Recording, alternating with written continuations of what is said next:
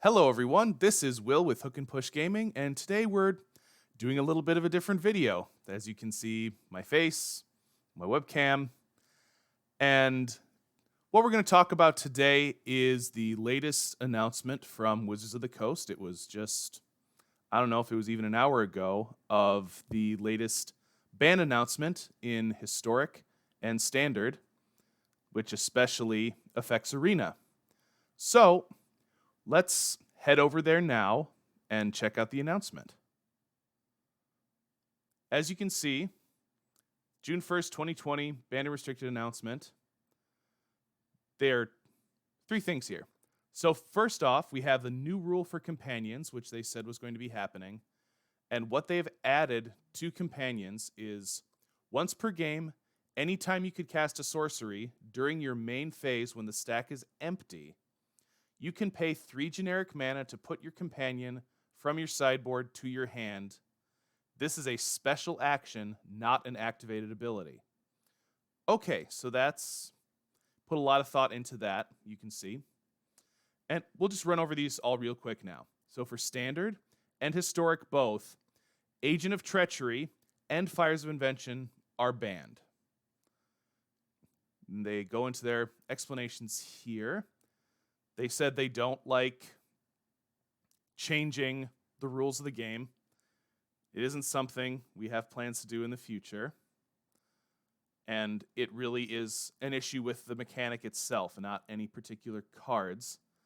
What I appreciate about how they've addressed both this and their bannings is they try very hard to be objective about it, and they use analytical data of how the metagame is running as opposed to just people complaining about it.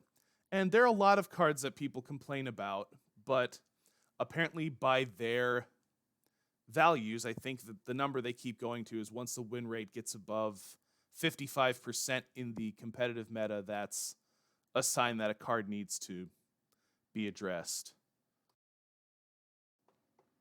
So, let's talk their explanations for Standard. Yeah, again, Fires of Invention, 55% win rate. There it is, right there. That's their magic number. Favorable matchups against each of their 10 archetypes. This indicates that metagame forces alone aren't sufficient to keep the deck in check. Yeah, so they thought that it was a fair card, but they have seen an increase in its use. I think a big part of that is the Yorion Luca Agent of Treachery deck, because Fires of Invention enables that whole thing very well. And yeah, so that was their justification for the ban. And with Agent of Treachery, this was the one that I called, that I thought was going to be banned. I was not expecting Fires of Invention, but Agent of Treachery was one I anticipated because of the reasons they listed here is that there are too many cards that enable it to be put into play too quickly, too easily, without the opponent being able to respond to it. Plus the ability to, steal stuff from your opponent reduces diversity in the metagame, as they say. So those are their justifications for those. Historic, it's for the same reasons. And the rest of this article is about what that means for Arena collections and getting booster packs and all of that. So that's the announcement. That is the announcement. Now let's go over to Arena just to talk about some cards, talk about what I think the implications are for the metagame of this announcement. So, as we were saying, Agents of Treachery, what I think it means, the banning of this means, is that it does nerf or finish or disable a lot of card types. Luca, I think, is not a card that is going to get much use anymore. Because I think when Ikoria came out, the basic consensus was that in creature-heavy decks, Vivian is just better. I'll just pull her up right now.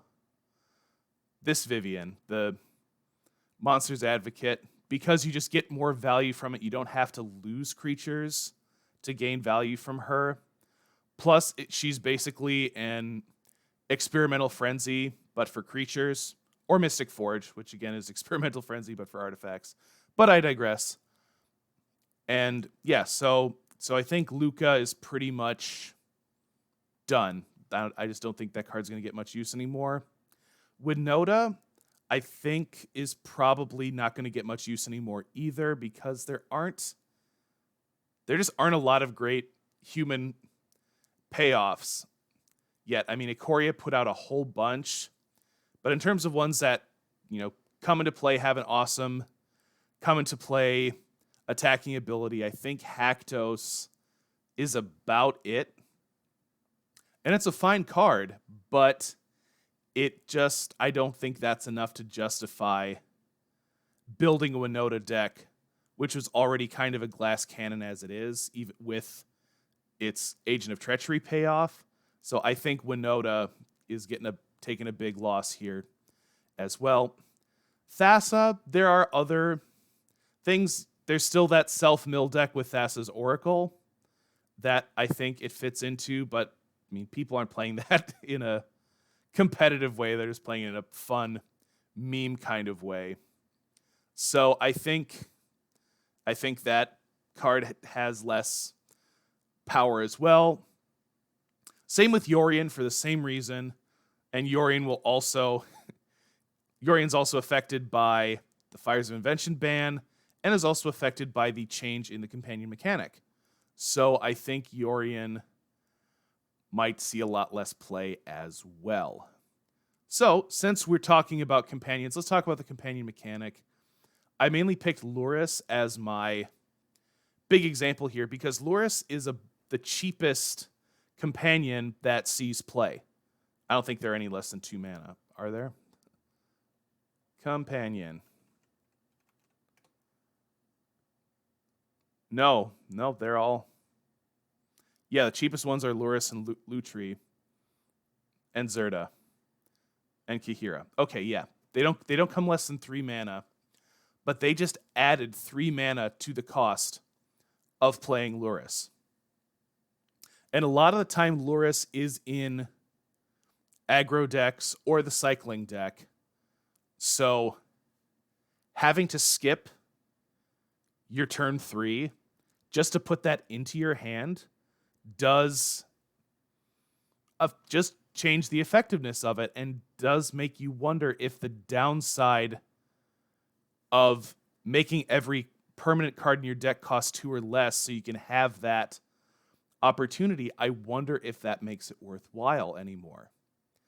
I think it might move into the deck proper because of that, but I don't know. I think that does really change the effectiveness of all of them. Because, I mean, look, Yorion, a lot of the companions cost 5 or 6 mana. You just added 3 mana onto that. And yeah, you'll probably do it over 2 turns, but then you're basically skipping 2 turns to play this card. Is it that much of a game-changing card? I'm not sure. I don't think companions will get quite as much play coming June 4th on Arena with the next update, because that majorly nerfs the card. And, okay, we didn't talk about Fires of Invention. This isn't one I saw coming. Whenever I've played against Fires of Invention, the only one that really bugged me is when they would bring out the creatures like Kenrith and Cavalier Flame with their activated abilities after the fact, and then just, especially Cavalier Flame with the everything gets haste, everything gets bigger toughness, that's just like, game's over now. Like, that was unfortunate, but for the most part, I didn't have a big issue with Fires of Invention, but like I said, Wizards has been very objective and analytical about this, and if their numbers are saying that this card is problematic, I believe them. Of course, what it means banning this card is that the entire deck archetype mainly the Jeskai version, is done. That deck ceases to exist. I think a Jeskai control deck can still exist, but the variant that is with Fires of Invention that people were trying to, take advantage of playing 2 5-drops on turn 5, it's done. I'm not terribly upset about it because it basically is just that one deck archetype that was seeing play. I've seen some others. I saw a Gruul variant that was kind of scary a couple times. But other than that, this really just means Jeskai Fires is done for. I think that's all that means for Fires of Invention. And I think it will help the diversity of the format. Now, what I think that will do, I think a lot of the Fires of Invention players will become Wilderness Reclamation players.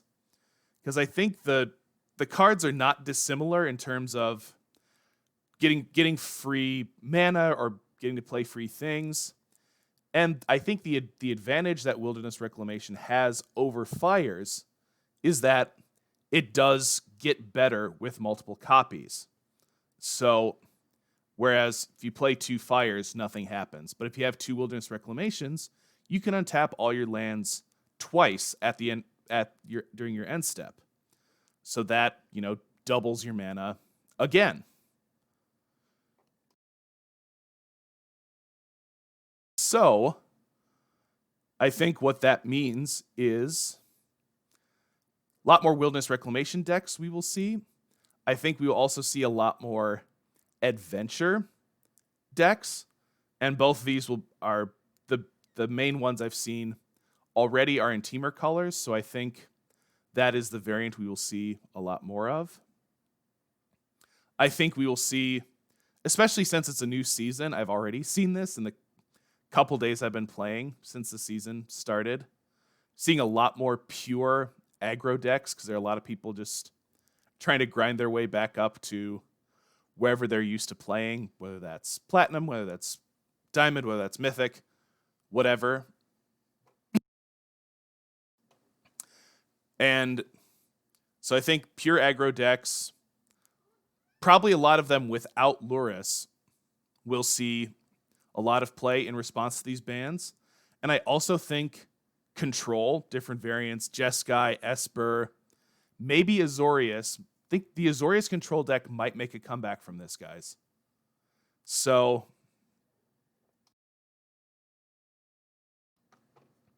I think that's what these bans mean for the metagame. And yeah, so back to me. So in conclusion, Agent of Treachery and Fires of Invention have been banned in Standard and Historic, and the companion mechanic has been changed by Wizards saying that you now have to spend 3 mana to put it into your hand from your sideboard. Oh, that was another thing I was going to talk about. So basically what this means is that companions are now basically strictly worse commanders.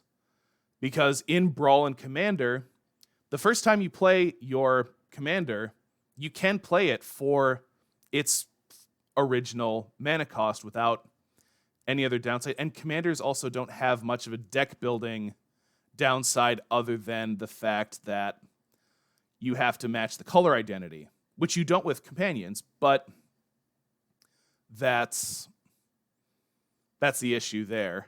So really, like I said, companions are now basically strictly worse commanders. And is that good? Is that bad? I don't know, but I do think that does create a significant downside. And I wasn't expecting mana to be involved in the rule changes for companions. I was expecting it to be a card-based change to the rules, like go down 1 or 2 cards in the deck, in your hand, to change to make it more fair. But yeah, now it's basically a worse commander. So I think that covers it for how the companion rule change affects the meta. And yeah, so that was the ban announcement, and that was the rule change announcement. Thought I would keep the community informed, and I would keep the dialogue moving. So, what do you think? Do you think Agent and Fires should have been banned? Do you think the companion mechanic should have been changed the way it was? What do you guys think? Leave down in the comments below any thoughts you might have on that or any other feedback you might have for the channel. Tell me if you like these kind of videos. Tell me if there's something else you might want to see me talk about in the Magic world, in the Magic Arena world. And thank you for watching. If you liked what you saw, please like and subscribe and comment and share. And this has been Will with Hook and Push Gaming, signing off. Thank you so much for watching. I will catch you all later.